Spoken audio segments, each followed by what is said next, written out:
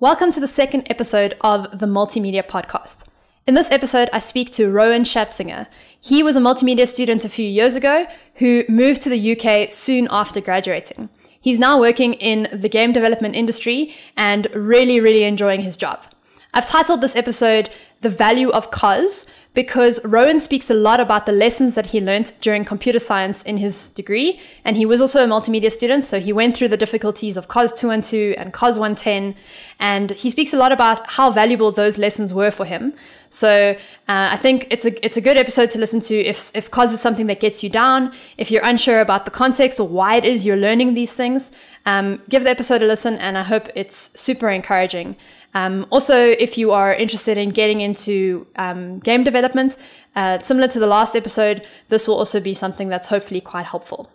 Lastly, take a listen out for the end of the interview where Rowan gives a lot of really helpful tips on how to create a good CV and a good website for yourself when you go for your first few interviews. So take a listen out for those tips. I hope you enjoy the episode. Okay, so I just want to say thanks so much for joining me all the way from the UK. Maybe you can, before we get started, you can tell me where are you actually staying at the moment? At the moment, I'm in Birmingham. I might be moving down to Leamington in a couple of months, but for now, I'm in Birmingham. Okay, cool. And you are an ex-multimedia student. You graduated, what year did you graduate? How many years ago? That's a great question. 2 years ago, I think. No, 3. You did honours, hey? 3 years ago, I did honours, yes. Okay. Yes. Cool. Enjoyed it a lot. So can you tell me a little bit about where you work now, what your role is, what you do on a daily basis? The company does have some pretty strict NDAs, but I can't tell you the name of the company, I don't think. But I can tell you that I am part of a team that work on on our in-house game engine. Okay. I initially applied for a game developer role, so that's where I wanted to go. I had an interview. They said, right, your background seems pretty solid with computer science. I think mentioning that we had a module doing assembly kind of sparked their interest, and they said, right, come work on the framework team, as we call it. We create a 2D game engine. Okay. We base it we take a lot of inspiration from Unity. A lot of the game developers are ex-Unity developers. And that's kind of where I started off. Started off as a junior framework developer. I quickly lost the junior title. And then my lead kind of left the company very hastily. And I took on a lot of his roles, a lot of odd jobs that no one really knew how to do, but I was the new guy there. So, they were all just given to me, which was great. It was a lot of fun. I am now a lead on the team, the lead of the team, that I will deal with a lot of the odd jobs that come towards the team. I work on filtering out the big piece projects that I can give to my team members, and then do all the smaller bits myself, so that not to distract anyone. And I also do a lot of communication between the different departments. If an artist needs a certain effect in a game, and then my team says, well, we can't do that unless the server team do something with it, I then have to go talk to these. I have to speak the different languages between the different teams. Okay. It's a lot of fun. That's roughly where I am now. I don't think it's my end goal, but it's definitely in the right direction. Okay, so just to clarify, you're not developing the games, you're developing the game engine. Yes. Okay. Every now and then I'll step out of developing the game engine and help a game developer with a particular problem. But usually that's less, going down and telling them how to fix their animation, and more how to use the code in ways that is maintainable and is easy to understand. Okay. Things like that. I do want to get more into game development, even though it's a little less technical. I do think it's a little bit more fun, personally. But yeah, that's roughly where I am. Okay, and so you're spending the majority of your time coding or managing teams, or both? That's interesting. My official job title says that I should be doing a lot of coding. Unfortunately, it ends up that I do a lot of management instead. We're trying to change that. You don't enjoy that so much. It's not the best. I don't find delegating work to people that fun. I really enjoy it when someone is autonomous, when they take initiative, when they see a problem coming and they say, well, let me handle this before it hits the rest of the team. I really appreciate that. But this is a role that's evolved. I very early on, I think I established that I can communicate very well between teams. And so that just naturally pushed me into a more managerial role. That being said, I am trying to get back into coding. I definitely prefer it. It's a lot more, it feels a lot more creative to me. That's where I want to be. It's one of the reasons why I'm actually in the process of looking at another company. They're quite interested in me for a more coding role. Okay. But yeah, it's always game always dev? an adventure. Or would that be game dev? Yes, it is a game development company, and I'm trying to figure out what I can say and what I can't say here. They are they're very well established. And the role I'm looking for is for something much more coding, much more focused on coding. Okay.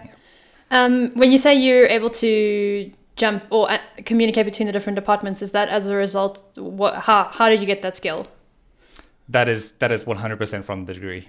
Okay, that's what I was Multimedia. wondering. That's whenever I'm in an interview or if I'm speaking to management, when they're trying to figure out where to put me in the company, I always say, well, listen, I've got a lot of experience from my degree of animation, character design, color theory, all these very, very artistically creative areas. But then I also know how a server runs. I know what C++ is. I know what assembly is, so I can talk to the server team.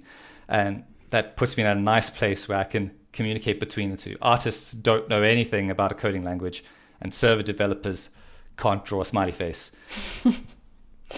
To be able to get the two to talk to each other is really useful, and that's 100% from the degree. Awesome, that's good to hear. So why did you decide to go overseas to get a job? What was the reasoning behind that?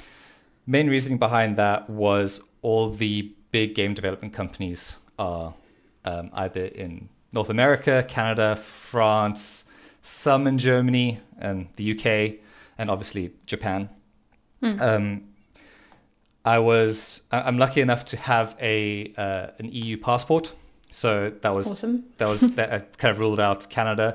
It made it easier to get here, but also I've always liked the culture in the UK. Besides, I like the weather. It's grey and cloudy outside right now, but I quite enjoy it. I think the main drive was the industry. You don't have a Ubisoft South Africa branch or Johannesburg branch, Blizzard ZA,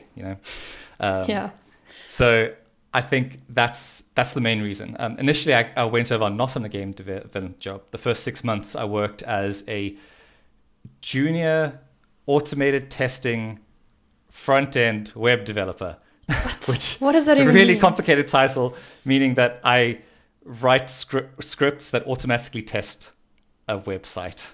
It had nothing to do with gaming. It wasn't a lot of fun. It wasn't super engaging. But I took it because it was a foot in the door in a country which does have a gaming industry. Okay. Yeah. And so based on that, I assume it was always your goal to become a game developer or work in the game industry when you were done studying? Absolutely. I mean, since I was about, I don't know, I think the first time I was in front of a PC was when I was 5 years old on my grandfather's PC, and I played my first game. That's when I decided I wanted to be able to make computers do things, and that just evolved into gaming over a couple of years, and that's what I've been wanting to do. So I've been chasing that for a long time now, and it's one of the main reasons why I took the multimedia degree, was because there was a lot of hardcore computer science, which kind of funneled you into more business software, and then there was BA, which was very artistic focused, which would help. The game industry needs both, absolutely. Yeah. But if I was going to ever one day start up my own company, for example, my own game development studio, I wanted a very broad spectrum of knowledge. So if I didn't have, hundreds of employees at my disposal to make a game, I could at least fill in here and there with what I knew. Okay. Yeah. And so how, maybe you can give some specific ways in which your degrees helped your job currently. You've already given a few, but maybe you can speak a bit more about that. Yeah, for sure. So the number one is the communication between teams that I've already said. That is such an invaluable task. It always amazes me, even after 2 years working at this company, of how people just can't do that. So being able to understand how animation works and how a server expects data to be represented, marrying those two together is a really good skill. Okay.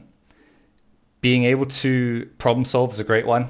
I'm sure if there are any second year multimedia students watching this or listening to this, they will know how scary it is for the computer science department to say, right, now you're doing Java, go have fun, go learn it. We're not going to teach you anything. Here you go. There's Java. That is scary. But what it does do is it teaches you that it's just another programming language. It's once you know one, once you know two, I would say, it's very, very easy to translate it across a whole bunch of different skill sets. It's a lot easier to get to go up up on the stack. So it's very easy to go from C++ to C# to JavaScript. That's very easy. To go further down, that's a lot more difficult. Yeah. So having knowledge of those lower level languages really, really does help. It always amazes me as to how sought after C++ developers are. Everyone wants C++ developers, and they are running out. They're very, very quickly running out. My company, in fact, our whole back-end infrastructure was C++ based, and they just couldn't find employees. So what they did instead was they basically they're in the final stages of rewriting the entire thing in Python. Wow. Which is a massive job, because they're just more Python developers out there now. Yes, it does run a bit slower. Python is definitely a scripting language, but you can get really good talent with it. But even that, I mean, I'm still subscribed to job listing sites where you see a whole bunch of things come through, and they all say C++, C++, C++. They want that experience because they know if you know C++, you've got a good understanding of how a computer works. You know that strings are made out of characters, for example. You'll be amazed how many interviews I'm in, like just interviewing someone, and we ask them, right, how do you find out the integer value of the character A? And they sit there and they don't know because they just use the char to int or string to int methods, and they use the libraries and things. They don't actually know that a character is just a number. Yeah. It's kind of scary, but I mean, that knowledge it's that kind of knowledge that becomes second nature after going through multimedia. Okay. It's really, really useful.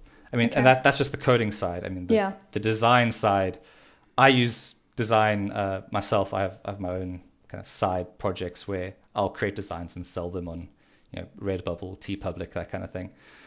And that earns me a decent amount of money. It's half an hour worth of design work, and then you've got, a good couple dollars a month coming in just sitting there. It's really useful there. Okay. Okay, so it sounds like, well, obviously given your job, the computer science side has been very helpful, which I think is good to remind people of, because computer science tends to be this very dark hole that everyone falls down and then wonders whether they'll ever get back out again.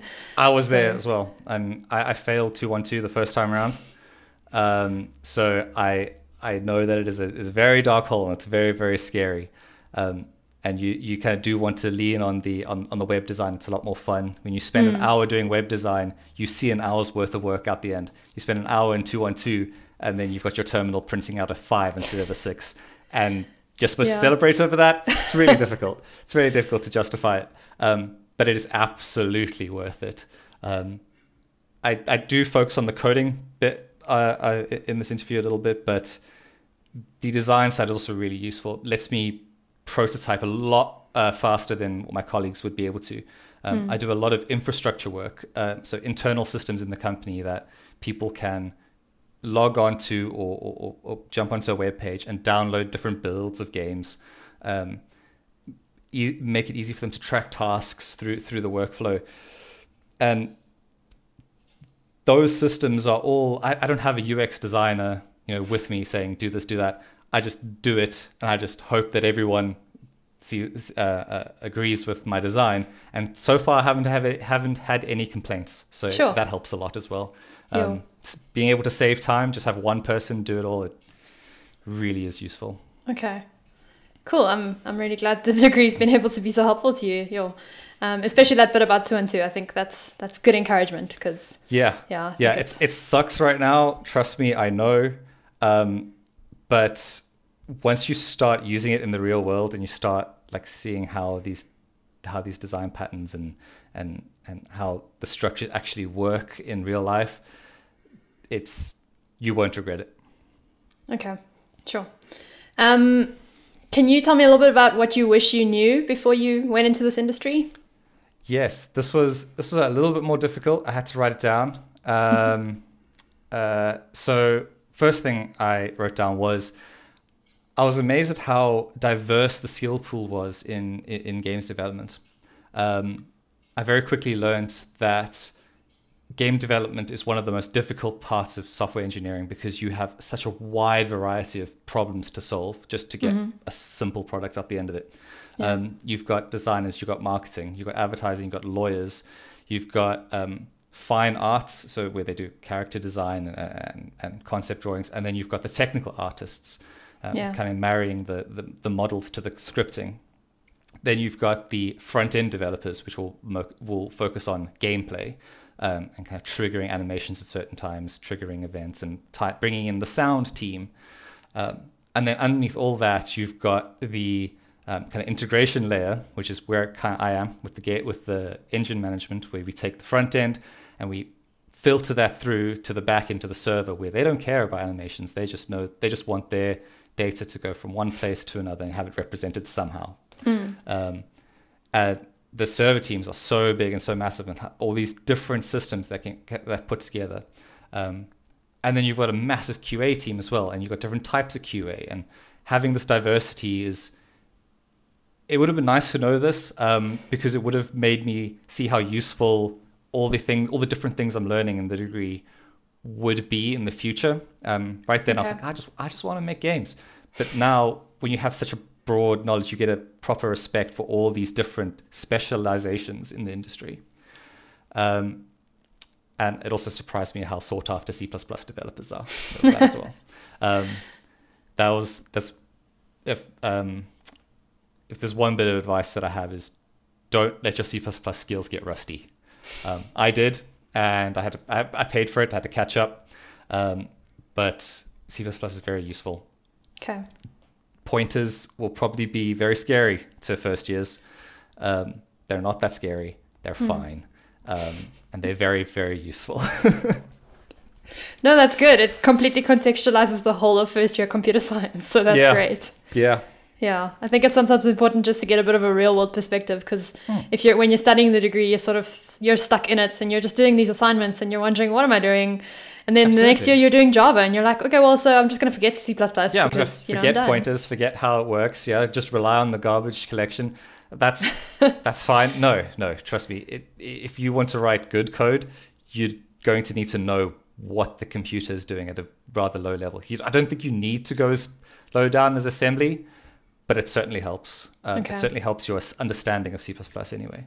If you know why, if you're getting 5 FPS when you should be getting 60 or 90, it's very useful to know how a computer manages memory, for example, to be able to pinpoint problem areas and understand why certain loops are slower than others. How even searching algorithms. So searching algorithms become second nature eventually. But if you just learn this is the best searching algorithm because it is the best, that's not helpful.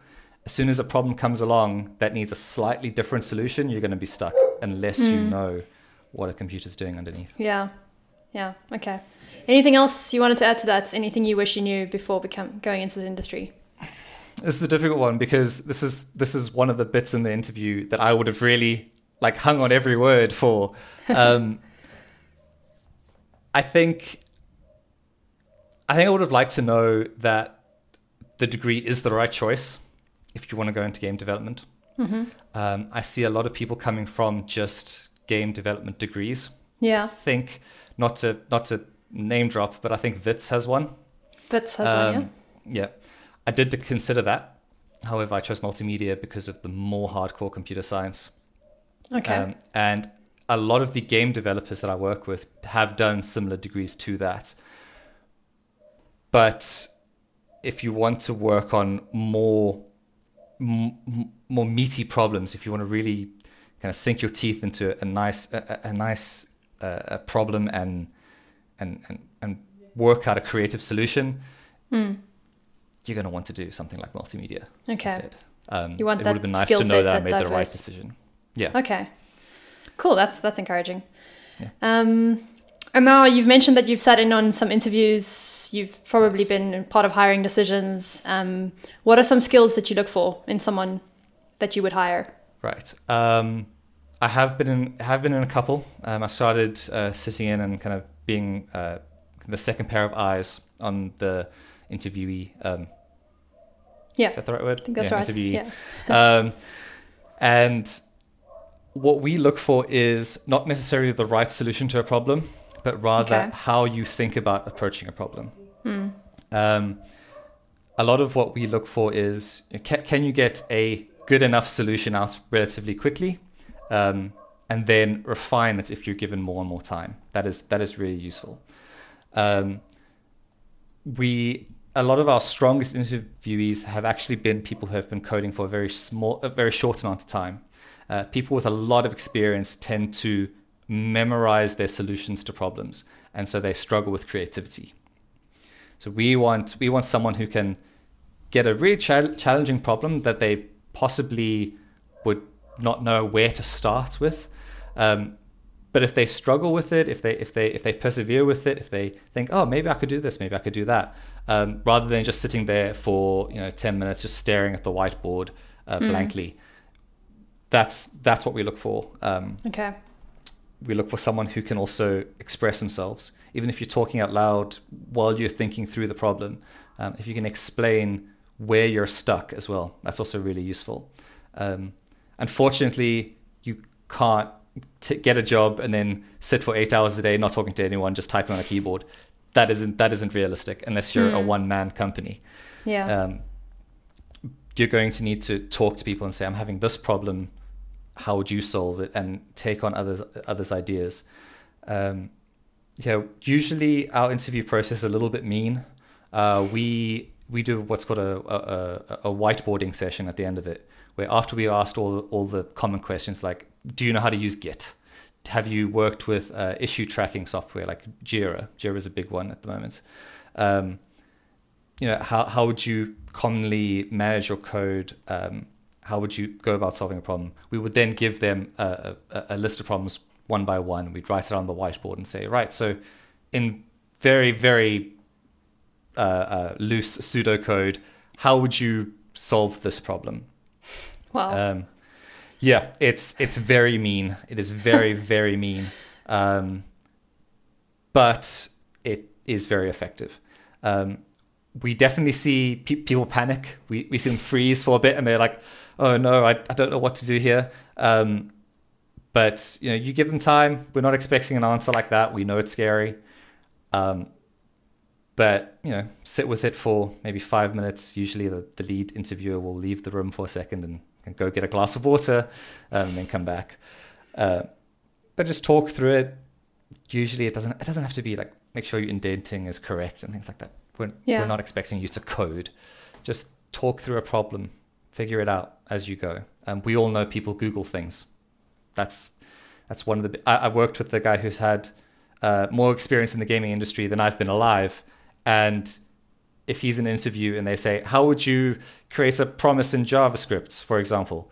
He would say, well, I'll Google it like 99% of the rest of the population, which is fine. Syntax isn't something we're looking for. We're not looking for, can you write in C++? Can you write in TypeScript, which is what we primarily work in? Can you write in C#? We're looking for, can you solve a problem? Syntax isn't important. Okay. How do you think you go about learning that skill? Is it just practice, working through problems? I think to get over the fear of whether you've got it right for the language is just to know a lot of languages. Again, something that is useful in multimedia, because you do C++, Java, C#, if you do Unity, you do JavaScript. I would advise looking to TypeScript as well. TypeScript is really, really nice. It's like JavaScript, but with types. It's really nice. Learn as many languages as you can. That way you will understand that coding is not about can you write code, it's can you solve a problem. Yeah. And that's really where it comes with. Experiment with things, pick up home automation as a hobby. It's get a Raspberry Pi, mess around. Yeah, get a Raspberry Pi, break things. Raspberry Pis are not expensive. Just break a couple Pis, it's fine. And ask people, ask questions. One of the worst things I had starting off was I never knew when to ask for help. I always wanted to struggle through it myself. It is very likely that someone else will know the solution to your problem, and you should take that and learn from it. Don't just ask them, what's the solution to this? Copy it down, send it off. Yeah. You've got to take it on and then challenge them and say, well, why is this the right solution? Can I make it better? That's what you really want. It is practice, but I don't think multimedia students should worry too much about that. We're given a massive assignment and say, hey, go do it all the time. So it's fine. It becomes second nature. Okay. And then lastly, as we end, any tips that you have for someone who would want to follow the same career path, someone who's also wanted to design games their whole life and, wants to go into it, whether that's in South Africa or overseas, someone who's recently graduated? I think my first bit of advice would be to figure out what you want to do and don't let that go. Those first 6 months that I had in the UK were hell. They were literally the worst experience of my life. The only thing that got me through it was thinking about, well, if I go back now, if I give up now, in a year's time, I'll kick myself saying, oh, you only stuck it out for 6 months. It's a lot of perseverance is what's needed, especially for the gaming industry. It's very, very competitive. Also, never assume that you're going to be in the same place now, or you're going to be in the same place in 6 months that you are now. Be prepared that as soon as something comes your way, it says, hey, maybe you could try this, do it. You have to take risks. If you don't take risks, you're going to get kind of stuck into this rut where you kind of build your experience in one specific place. Yeah. If that place where you're in now isn't where you want to be in the future, don't get too attached to it. Learn to, make yourself uncomfortable, I think is number one. Also, stick out 212, pay attention. It makes sense. It does help. Also, I can't remember what the assembly one was. Is it 284? They've probably changed since. Yeah, 284. It's now COS 284, I think. Yeah, COS 284. It is useful. It's absolutely not. It does seem very weird. Why would I ever use this? I haven't written assembly since I left university, actually, but often I'll be thinking about how it works on a lower level. It's very, very useful. And spend time on things. Don't rush it just to get your marks in. You have to spend time with what you're working on. Otherwise, you're not gonna absorb the information, and the next time a similar problem comes along, you're not going to remember that you solved something similar in the past. Yeah. Also, never stop looking for a job. Even if you're happy with the job, you've just landed a job and you're happy with it, don't take your CV down. People might be looking for you. It happened. That's an interesting tip. Sure. There's no harm in looking. Your employer might not like it, so maybe keep it a little bit of low down for them.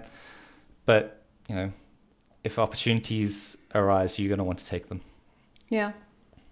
And something that just struck me, how about portfolios for the industry? Is that something that you've seen or not really required? It is required. It did help me get my first job here. I think one of the reasons why I got my first job was because I had a decent website up. A website of your own work, like your own yes. portfolio website. Okay. Yes. I created my own website. I think a couple of us did, get a cheap domain. I think mine was rowanscherzinger.co.za, and I think it's actually just recently expired because I haven't used it. But get one of those set up. Try not to use WordPress or Squarespace or things like that, unless you're looking for a job that it requires you to use those tools. Steer clear of that. One of the main reasons why I got my first job was because they were impressed that I wrote the entire site in, I think at that time it was Sublime, because I was fresh out of university. I just used Sublime. Yeah. So they were quite impressed with that. Put all your work up there. What kind of work do you mean though? Like your My 300 game? What else did you put on? I put a video of that gameplay up. That helped a lot. Some 3D modeling work I did. A lot of describing how much I know about each language. If you are straight out of varsity and you say, I know C++, no one's going to believe you. There's a lot to learn even after university. So if you can step back and say, well, I know how to write in C++, but I think I'm a beginner and I think I've got lots to learn. If you acknowledge that fact, they'll see that as a good sign that you're willing to learn. Don't oversell yourself. I don't think you need to with this degree. There's so many software packages that we learn, so many languages that we learn.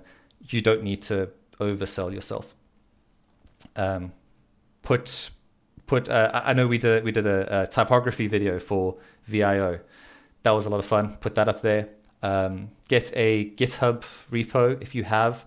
If you've got any personal projects, put those up there. They will look at, a company will often look at coding styles, how you indent your code. Do you follow correct OOP principles? They will look at that kind of stuff. But I think that it holds true to keep your CV as short as possible. I always thought, I've put so much work into my CV. They surely they must read over the second page. Like they must go on. They really don't. I've seen CVs. I read the first page. I see the name. I look for a list of programming languages, and then I look for a link somewhere else. I don't really look at much else. Keep it short and sweet. Okay, so you're saying if for your paper CV, spotlight the website you've created as well as the technical ability that you have right on the front page. Don't put your high school distinctions on there. Put them right at the back. No. High school distinctions, what you studied in high school, right at the back. Unfortunately, the same goes for volunteer work. The company I'm at and the company I was at didn't seem too fussed about volunteer work. They wanted technical knowledge. So languages. If you have I think my CV has about, I think it's about upwards of 20 different languages and frameworks. That's fine, but then make the ones that you're really, really good at that you want to be hired for, put those in bold, make them easier to see than the others. The others are just helpful. There to kind of say, I am diverse in my knowledge. Awesome. So, very helpful. Super helpful. I hope so. Is there anything else you want to add? Let me just quickly look at this. The gaming industry does allow for generalists. That's a very, I think that's quite important. If you're worried that multimedia isn't specialized enough, don't worry about that. If a company is worth anything, they will initially ask you for an interview for a particular skill. And during that interview, if you say, I know all these other things as well, they're going to appreciate that. It's very, very seldom do I see a job listing for a generalist, because that's very, very vague. But a company is very happy to take on someone with a very wide skill set, even if it's not advertised. Okay. So don't worry about that. Awesome. I think that's about it. Okay, great. Yeah, I think super helpful, really good insight into COS and the value of COS, which I think I really hope the students will appreciate that, because I think people need some motivation sometimes to see the context, as I mentioned before. But yeah, thank you so much for making the time, and most welcome. Yeah, really appreciate your insights, and it's been really cool to catch up with an old multimedia student and see, oh my word, you're doing so well. You're in the UK, you're running teams 2 years after graduating. It's stressful. It's a lot of work, but it's a lot of fun as well.